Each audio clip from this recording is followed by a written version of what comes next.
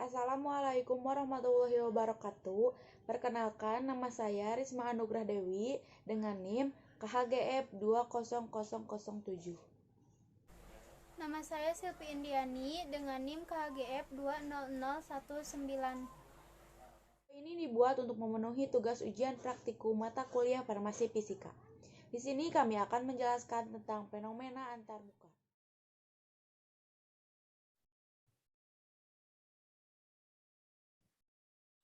Definisi.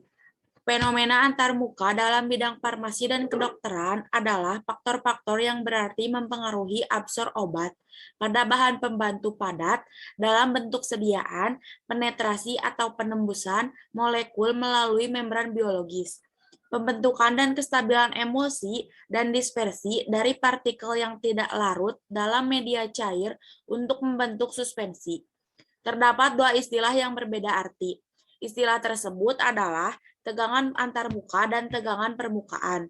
Secara singkat, tegangan antarmuka adalah tegangan yang terjadi pada permukaan antar dua fase. Misalnya, antara fase cair, fase padat, antara fase padat, dan antara fase cair, fase cair.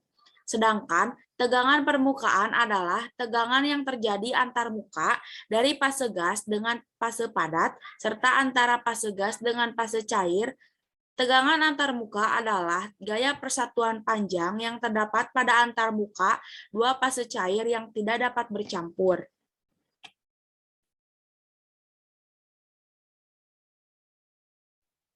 Manfaat dalam bidang farmasi. Yang pertama, dalam mempengaruhi penyerapan obat pada bahan pembantu padat pada sediaan obat. Kedua, penetrasi molekul melalui membran biologis. Tiga, pembentukan dan kestabilan emulsi dan disperse partikel larut dalam media cair untuk membentuk sediaan suspensi. Tabel penggolongan antarmuka. Fase gas dengan fase gas, tipe antarmukanya tidak ada kemungkinan ada antarmuka. Fase gas dengan fase cairan, tipe antarmukanya permukaan cairan. Contohnya, air yang berada di atmosfer. Fase gas dengan fase padatan, tipenya permukaan padat. Contohnya, bagian atas meja. Fase cairan dengan cairan, tipenya antarmuka cairan-cairan, contohnya emulsi. Fase cairan dengan fase padatan, tipenya antarmuka cairan padat, contohnya suspensi. Fase padatan dengan padatan, tipenya antarmuka padatan-padatan, contohnya partikel-partikel serbuk yang sering mendekat.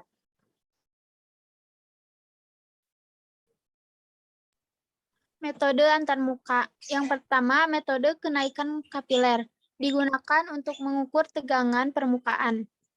Bila suatu kapiler dimasukkan dalam labu berisi zat cair, maka pada umumnya zat cair akan naik di dalam tabung sampai jarak tertentu. Dengan mengukur kenaikan ini, tegangan muka dapat ditentukan karena diimbangi oleh gaya gravitasi ke bawah dan bobot dari cairan tersebut. Yang kedua, metode Dunoy tensiometer. Dipakai untuk mengukur tegangan permukaan dan tegangan antarmuka. Prinsip kerjanya adalah gaya yang diperlukan untuk melepaskan suatu cincin platinum iridium yang dicelupkan pada permukaan atau antarmuka adalah sebanding dengan tegangan permukaan atau tegangan antarmuka. Gaya yang diperlukan tersebut dalam satuan din. Faktor-faktor yang mempengaruhi. 1. Jenis cairan. Pada umumnya, cairan yang memiliki gaya tarik antara molekulnya besar, seperti air, maka tegangan permukaannya juga besar. Sebaliknya, pada cairan seperti bensin, karena gaya tarik antar molekulnya kecil, maka tegangan permukaannya juga kecil. 2. Suhu. Tegangan permukaan cairan turun bila suhu naik. Karena dengan bertambahnya suhu, molekul-molekul cairan bergerak lebih cepat dan pengaruh interaksi antara molekul berkurang, sehingga tegangan permukaannya menurun. 3. Adanya zat terlarut. Adanya zat terlarut pada cairan dapat menaikkan atau menurunkan tegangan permukaan. Untuk air, adanya elektrolit anorganik dan non-elektrolit tertentu seperti sukrosa dan gliserin, menaikkan tegangan permukaan. Sedangkan adanya zat-zat seperti sabun, deterjen, dan alkohol adalah efektif dalam menurunkan tegangan permukaan.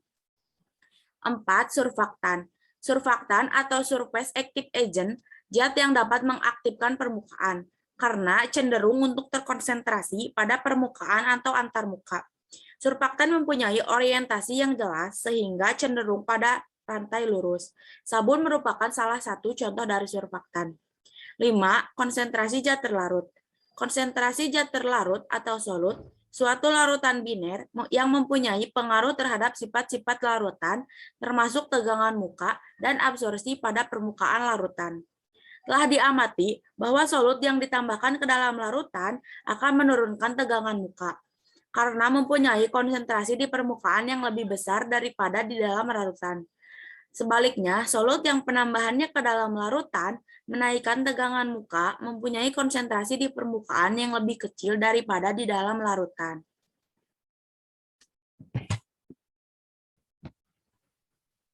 Fenomena antarmuka dalam bidang farmasi. Yang pertama, absorpsi obat. Absorpsi adalah peristiwa penyerapan atau pengayaan suatu komponen di daerah antar fasa. Pada peristiwa absorpsi, komponen akan berada di daerah antar muka, tetapi tidak masuk ke dalam fasa ruah. Komponen yang terserap disebut absorbat, sedangkan daerah tempat terjadinya penyerapan disebut absorben. Berdasarkan sifatnya, absorpsi dapat digolongkan menjadi absorpsi fisik dan kimia. Obat-obat seperti zat warna, alkaloid, asam lemak, dan bahkan asam dan basa anorganik mungkin diabsorpsi dari larutan ke zat padat seperti arang atau karbon dan aluminium. Absorpsi dari molekul zat terlarut dari larutan diperlakukan dalam suatu cara yang analog dengan absorpsi molekul pada antarmuka padat atau gas. Kedua, pembentukan dan kestabilan emulsi. Bila dua larutan murni tidak saling campur atau larut seperti minyak dan air dicampurkan, lalu dikocok kuat-kuat, maka keduanya akan membentuk sistem dispersi yang disebut emulsi. Secara fisik terlihat seolah-olah satu fasa berada di sebelah dalam fasa yang lainnya. Bila proses pengocokan dihentikan, maka dengan sangat cepat akan terjadi pemisahan kembali, sehingga kondisi emulsi yang sesungguhnya mensut dan teramati pada sistem dispersi terjadi dalam waktu yang singkat. Contoh faktor yang mempengaruhi kestabilan emulsi yaitu tegangan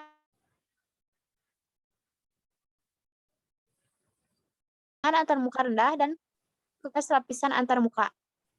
Dalam pembuatan suatu emulsi, pemilihan emulgator merupakan faktor yang penting untuk diperhatikan karena mutu dan kestabilan suatu emulsi banyak dipengaruhi oleh emulgator yang digunakan.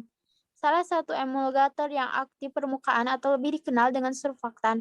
Mekanisme kerjanya adalah menurunkan tegangan antarmuka, permukaan air dan minyak, serta membentuk lapisan film pada permukaan globul-globul fasa terdispersinya. Yang ketiga, suspensi. Suspensi merupakan salah satu contoh dari bentuk sediaan cair yang secara umum dapat diartikan sebagai suatu sistem dispersi kasar yang terdiri atas bahan padat tidak larut tetapi terdispersi merata ke dalam pembawaannya. Dalam pembuatan suspensi, penggunaan surfaktan atau wetting agent adalah sangat berguna dalam penurunan tegangan antarmuka, akan menurunkan sudut kontak. Pembahasan akan dipermudah.